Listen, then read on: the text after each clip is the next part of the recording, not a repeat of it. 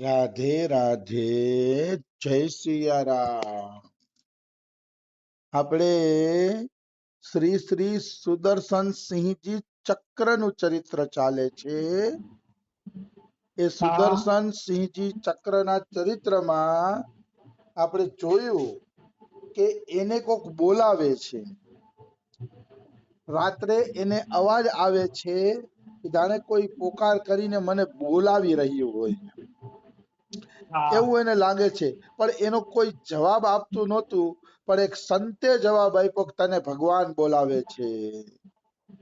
બેટા તું હા ભાગ્યશાળી છો કે કરોડો લોકોમાં તે ભગવાનનો અવાજ સાંભળી લીધો।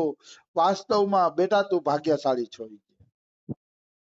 તો આને પૂછ્યું કે મને બોલાવવા વાળો કોણ છે અને મારી પાસેથી શું ઈચ્છે છે કે મને બોલાવે છે। ત્યારે સંત એમ કે છે તને બોલાવવા વાળો ભગવાન છે કે, અને ભગવાન જીવ પાસેથી કઈ માંગતો નથી। ભગવાન જીવ પાસેથી કઈ માંગતો નથી, કેવલ જીવને પોતાની શરણમાં લઈને કાયમી માટે સુખી કરવા માંગે છે ભગવાન। હા એટલા માટે કે બેટા ભગવાન છે ને તને બોલાવે છે। અને થોડુંક થોડુંક સમાધાન થયું સુદર્શનજી ચક્રને। પછી અહીંયા એક બહુ અગત્યની વાત આવે છે કે એકવાર સુદર્શન સિંહજી ચક્ર રાતે પોતાના ખાટલામાં હુતા હતા, અગાસી ઉપર। તો હુતા હતા ને ખાટલા ઉપર, તો એને વિચાર આવતો હતો કે માં મને રોજ બોલાવે છે, પણ આના જેવી આત્મીયતા વાળી મીઠી પુકાર નથી। માં રોજ એમ કે છે બેટા સુદર્શન ચાલ જમી લે, તો કે કેટલા પ્રેમથી મારી માં મને જમવા બોલાવે છે, પણ જે પોકાર રાતે આવે છે એમાં જે આત્મીયતા છે એ આત્મીયતા મારી માની પુકારમાં નથી। કારણ કે હા માં ભલે ગમે એમ પોકારે તો એને થોડોક સ્વાર્થ હોય કે દીકરો ઘડપણમાં અમારી સેવા કરે, હા પણ ભગવાનની પુકારમાં કોઈ સ્વાર્થ હોતો નથી। ભગવાન તો એટલે પોકારે છે કે જીવ મારી શરણમાં આવીને સુખી થઈ જાય, એટલે ભગવાન જીવને પુકારે છે। પછી કહે છે પિતાએ મને ઘણીવાર અધિકારથી પુકાર્યો, ઘણીવાર મમતાથી પણ મારા પિતાએ મને પોકાર્યો, પણ ભગવાનના અવાજ જેવો અવાજ કોઈનો નથી। મારા ચાચાએ મને બોલાવ્યો, મારા મિત્રો મને પુકારે છે, મારો નાનો મોટો ભાઈ મને પુકારે છે, વડીલો બધા પુકારે છે। ઓહો, જે ઓલી અજાયણી અવાજમાં આત્મીયતા છે, અજાયણી અવાજમાં જે પ્રેમ છે, એ પ્રેમ અને આત્મીયતા બીજા કોઈના પોકારમાં દેખાતી નથી। હા આ બહુ દિવ્ય વાત છે, બહુ દિવ્ય વાત છે કે ભગવાનના પોકારમાં બધાથી વધુ મીઠાશ એટલે છે કે ભગવાન છે ને હેતુ રહિત જગ જુગુ પુકારી, તુમ તુમ્હાર સેવક અસુરારી। હેતુ વગરનો પ્રેમ કરે છે જીવને। ભગવાન હેતુ વગરનો પ્રેમ કરે છે જીવને, કે જીવ મારી શરણમાં આવી જા, હું તને ખુશ કરવા માંગુ છું અને હેતુ વગર ખુશ કરવા માંગુ છું। એટલે ભગવાનની પુકારમાં જે મીઠાશ છે એ મીઠાશ અન્યત્ર જોવામાં આવતી નથી। હા ભગવાન બોલાવે તો જીવ નિહાલ થઈ જાય છે, એમાં કોઈ એટલે કોઈ શંકા નથી। તો આ રીતે વિચાર કરતા કરતા સુદર્શનજી ચક્ર સુઈ જાય છે અને આમ ને આમ એના દિવસો પસાર થવા માંડ્યા સુદર્શનજીના। હવે એવું આવ્યું કે સુદર્શન બચપણથી જ ગૌર હતા અને સૌમ્ય સ્વભાવના હતા। સૌમ્ય એટલે કોમળ સ્વભાવના હતા। હા પિતા હારે માતા હારે પણ ઓછું બોલવું, ગંભીર રહેવું અને શાંત પ્રકૃતિના હતા। સાત્વિક વિચાર, શ્રદ્ધાવાળી બુદ્ધિ, બધા પ્રત્યે સમાન વ્યવહાર કરવો, પાપ કરવું નહીં, આ બધા ગુણ એને જન્મથી પ્રાપ્ત હતા સુદર્શનજી ચક્રને। હા જન્મથી એની અંદર આ બધા દેવી સંપદાના ગુણ હતા। અને કોઈ સુદર્શનજીને દુઃખ દેતું ને તો એ દુઃખ અંદર ને અંદર સહન કરી લેતા, પણ કોઈને કહેતા નહીં એમ। હા એને કહેવાય તિતિક્ષા. તિતિક્ષા એટલે દુઃખ સહન કરવાની શક્તિ, એને તિતિક્ષા કહેવાય.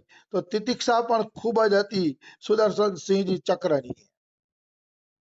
આવી વસ્તુ છે. સત્યપ્રેમી પણ હતા અને પ્રશ્નો પણ એટલા બધા થતા. બુદ્ધિશાળી બહુ હતા ને એટલે પ્રશ્ન બહુ થતા. તો એક વખત સુદર્શન સિંહજી ચક્ર પોતાના પિતાજી પાસે બેઠા બેઠા રામચરિતમાનસનો પાઠ કરતા હતા. પિતાજી રામાયણ વાંચતા હતા અને આ રામચરિતમાનસનો પાઠ એમાંથી જોઈ જોઈને કરતા હતા. હા તો એ રામચરિતમાનસમાં એક ચોપાઈ આવી, રામ બ્રહ્મ વ્યાપક જગ જાના પરમાનંદ પરેશ પુરાના. આ ચોપાઈ એમ કે છે રામ છે એ બ્રહ્મ છે, સાક્ષાત ભગવાન છે. રામ બ્રહ્મ વ્યાપક માને બધી જગ્યાએ વ્યાપેલા છે. જગ જાના એટલે આખું જગત જાણે છે કે રામ સાક્ષાત ભગવાન છે અને વ્યાપક છે. રામ બ્રહ્મ વ્યાપક જગ જાના પરમાનંદ. રામ છે એ પરમાનંદી છે, એને કોઈ દી દુઃખ નથી થતું કારણ કે પરમ આનંદમાં જ ડૂબેલા રહીએ છે. પરમાનંદ પરેશ પુરાના. પરેશ એટલે પર ઈશ, એનાથી આગળ કોઈ ઈશ્વર નથી. પુરાના એટલે એ આદિ અનાદિ છે. એનો જન્મ ક્યારે થયો રામનો એ કોઈ બતાવી શકે નહીં કારણ કે એ પુરાણા છે, જૂના છે. આ ચોપાઈ આવી, રામ બ્રહ્મ વ્યાપક જગ જાના પરમાનંદ પરેશ પુરાના. તો આ ચોપાઈ આવી ને તો તરત જ સુદર્શનજીએ એના પિતાજીને પ્રશ્ન કર્યો કે પિતાજી પિતાજી, રામાયણમાં લખ્યું છે કે રામ બ્રહ્મ છે, વ્યાપક છે ને જગત એને જાણે છે. તો રામ જો સર્વત્ર વ્યાપ છે, આગળ પાછળ ઉપર નીચે બધી જગ્યાએ રામ વ્યાપ્ત છે, તો તમે કોણ છો, હું કોણ છું, ના બધાય કોણ છે? હા જો કણે કણમાં રામ હોય તો મને કેમ એમ થાય છે કે હું તો સુદર્શન છું, આ મારા પિતા છે, આ મારી માતા છે? આવો અલગ અલગ ભાવ શું કામ થાય છે? બધે રામ હોય તો બધે રામનો ભાવ થવો જોઈએ ને. તો બધે કેમ રામનો ભાવ થતો નથી? આવું પૂછે છે સુદર્શન સિંહજી ચક્ર. હા તો આવો પ્રશ્ન કર્યો ને તો પિતાજી કે બેટા અત્યારે તને નહીં સમજાય, તું નાનકડો છો, મોટો થાય છે ત્યારે તને સમજાઈ જશે. અત્યારે રેવા દે આ પ્રશ્ન. અત્યારે આ પ્રશ્નથી તને કઈ જાણવા મળશે નહીં. સુદર્શનજીને તો થોડુંક અંદર માઠું લાગ્યું કે લે પિતાજી આવું કહી દીધું, મને ખબર તો પડે ને જવાબ આપે તો કે શું કામ આવું બને છે. પણ સુદર્શનજી કાંઈ બોલતા નથી. એટલા માટે સુદર્શનજી કાંઈ બોલતા નથી કારણ કે બચ્ચા હતા. બચ્ચા તો પછી બીજું શું બોલે? બચ્ચાનું માને કોણ? એવી વાત છે.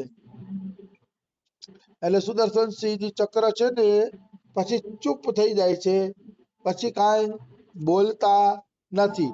પણ એક દિવસ એના ઘરે સાધુ આવ્યા. જો ભગવાન એ કેવો ખેલાડી છે, જીવને જિજ્ઞાસા હોય, રસ હોય, આનંદ હોય તો ગમે એમ કરીને ભગવાન એની વ્યવસ્થા કરી દે છે. નિશ્ચિત વ્યવસ્થા કરી દે છે, એમાં કોઈ શંકા નથી. જિજ્ઞાસા સાચી હોવી જોઈએ. તો એના ઘરે બિલકુલ સાધુ આવ્યા. સાધુ આવ્યા તો સાધુ પાસેથી એને જવાબ મળ્યો. એને સાધુને પૂછ્યું કે રામ વ્યાપક છે તો તમે હું ને એ બધા કોણ છીએ? હા ત્યારે સાધુએ જવાબ આપ્યો કે બેટા આમ તો કણે કણમાં રામ છે, એવી એકેય જગ્યા નથી કે જ્યાં રામ ન હોય. કણે કણની અંદર રામ બિરાજે છે, પણ બેટા લીલા કરવી હોય ને તો રામે જોઈ ને રાવણે જોઈ, તયે લીલા થાય, નકર લીલા ન થાય. એમ કે તું સુદર્શન નથી, તું રામ જ છો, તારા રોમ રોમમાં રામ જ વ્યાપેલા છે. પણ જ્યાં સુધી આપણે જ્ઞાન નથી થતું ત્યાં સુધી આપણે સુદર્શન માનીને જ લીલા કરવી પડે કે હું સુદર્શન છું. જ્યાં સુધી એની લીલાનો અનુભવ ન થાય ત્યાં સુધી લીલાના પાત્ર બની અને આપણે લીલા કરવાની છે. હા વાત બિલકુલ સાચી કહી દી. કણે કણમાં ભગવાન જ છે, પણ કણે કણમાં જેને ભગવાન દેખાય છે ને પછી એની લીલા અલગ થઈ જાય છે આખી. રાવણને જો કણે કણમાં રામ દેખાય તો એ લીલા કેવી રીતે કરી શકે? રામની દુશ્મની કઈ રીતે કરી શકે? એટલે લીલા માટે રાવણને કણે કણમાં રામ નો દેખાય પણ રામમાં પોતાનો દુશ્મન દેખાય એટલે લીલા થાય. અને એ લીલા એ ભગવાનની રચેલી જ છે. હા જય વિજયને શ્રાપ હતો, એટલે જ એને રામ હારે વેર કરીને ભગવત પ્રાપ્તિ કરી એમ. બાકી એટલું ખરું છે કે આ જવાબથી સુદર્શનજીને અપાર સંતોષ થયો કે લીલા માટે જ આપણે અલગ અલગ છીએ, નહીં તો બધી જગ્યાએ એક જ રામ વ્યાપેલો છે, બીજું કઈ છે જ નહીં. કણે કણમાં ઈ જ છે. લીલા માટે આપણે બધા અલગ અલગ છીએ. એ જવાબથી એને સંતોષ થયો. તો આના ઉપરથી હું એક દ્રષ્ટાંત આપીશ તમને કે હા જ્યારે મનુષ્યને સાચી જિજ્ઞાસા થાય ને ત્યારે એ જિજ્ઞાસા પૂર્તિ માટે ભગવાન કંઈક ને કંઈક વ્યવસ્થા કરે છે. હા એનું એક રામસુખદાસજીનું બહુ સારું દ્રષ્ટાંત છે. હાલાકી મેં ઘણી વાર લીધું છે, પણ આજે યાદ આવ્યું તો ફરીથી લઈશ.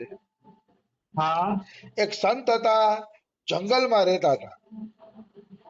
તો જંગલમાં કુટિયા નાખીને રહેતા હતા ને, તો એકવાર એને પ્રશ્ન થયો કે ભાઈ આનો શું જવાબ હોઈ શકે. એવો એને પ્રશ્ન થયો કે આનો શું જવાબ હોઈ શકે. આવો એને પ્રશ્ન થાય છે. તો એને જો કોને પૂછવું. બીજી બાજુ એક સંત ઘોડા ઉપર જતા હતા. ઘોડા ઉપર જતા હતા તો અચાનક જ એનો ઘોડો છે ને જંગલની એક કેડી તરફ વળી ગયો. હા જંગલમાં એક નાનકડી કેડી હતી, નાનકડો રસ્તો હતો. એ રસ્તા ઉપર ઘોડો વળી ગયો અને સંત એમ કે આમ નથી જવાનું, ઘોડા આમ નથી જવાનું. એડી મારે પણ ઘોડો ઈ બાજુ જ આગળ વહીતે જાય, ઈ બાજુ જ આગળ વહીતે જાય. હા અને જાતા જાતા ઘોડો, જે સંતને પ્રશ્ન થયો હતો ને, એની કુટિયા સામે ઉભો રહી ગયો ઘોડો. વાહ તો ઓલા સંતને એમ થયું કે હવે અહીંયા આ સુધી ઘોડો આવી જ ગયો છે, તો હાલો આ સંતની કુટિયાના દર્શન કરતો જાવ.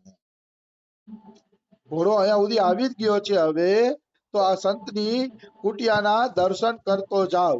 એવું નક્કી કરીને સંતની કુટિયામાં ગયા દર્શન કરવા માટે. હા તો સંતની કુટિયામાં દર્શન કરવા ગયા ને, તો સંતે કીધું આવો આવો, મારે પ્રશ્ન જ હતો. ઈ કે હું તમારા જેવા ભક્તને જ ગોતતો હતો કે તમારા જેવા ભક્ત મળે ને તો એને હું પ્રશ્ન પૂછું એમ. તો તમારા જેવા ભક્તને જ ગોતતો હતો, આવો પધારો પધારો. ઈ કે પછી સુદર્શનસિંહજી ત્યાં પધાર્યા, સોરી ઓલા સંત પધાર્યા અને બે વચ્ચે સત્સંગ થયો અને સંતની બધી શંકાઓનું સમાધાન કરી દીધું સંતે. હા ત્યારે ઓલો પ્રશ્ન થયો હતો ને, એ સંત એમ કે મહારાજ તમારું સરનામું મને આપો ને. કે ક્યારેક કોઈ પ્રશ્ન થાય ને તો હું તમને મળવા આવી શકું, તો તમે મને તમારું સરનામું આપો. ત્યારે એ સંત બહુ સરસ વાત કરે છે કે સરનામાની કાંઈ જરૂર નથી. તમને પ્રશ્ન થશે ને તો મારા જેવાનો ઘોડો તમારા રસ્તે આવી જશે. મારા જેવાનો ઘોડો તમારા રસ્તે એની મેળાએ આવી જશે. કે તમે ચિંતા ના કરો. હા એટલે આ કથાનું નામ આપ્યું હતું રામસુખદાસજીએ ઘોડા અડ ગયા. ઘોડા અડ ગયા એટલે ઘોડાએ હઠ પકડીને રસ્તે આવી ગયો, કારણ કે ઓલા સંતને પ્રશ્ન થયા હતા. આના ઉપરથી ખબર પડે છે કે જ્યારે જીવને સાચી જિજ્ઞાસા થાય ત્યારે ભગવાન છે ને સામેથી બધી વ્યવસ્થા કરે છે. હા વેદવ્યાસજી 18 પુરાણ રચ્યા, 17 પુરાણ રચ્યા, મહાભારત રચ્યું તો એને શાંતિ ન મળી. ત્યારે વિચારતા હતા કે મને શું કમી રહી જાય છે કે શાંતિ મળતી નથી. ત્યારે નારદજી સામેથી આવે છે અને એમ કહે છે કે તમે હજી ભગવાનના ગુણ ગાયા નથી. ભગવાન અને ભક્તોના ગુણ ગાવ, ભાગવતની રચના કરો, ત્યારે તમને શાંતિ મળશે. સામેથી લ્યો નારદજી આવીને આવું જ્ઞાન આપી જાય છે.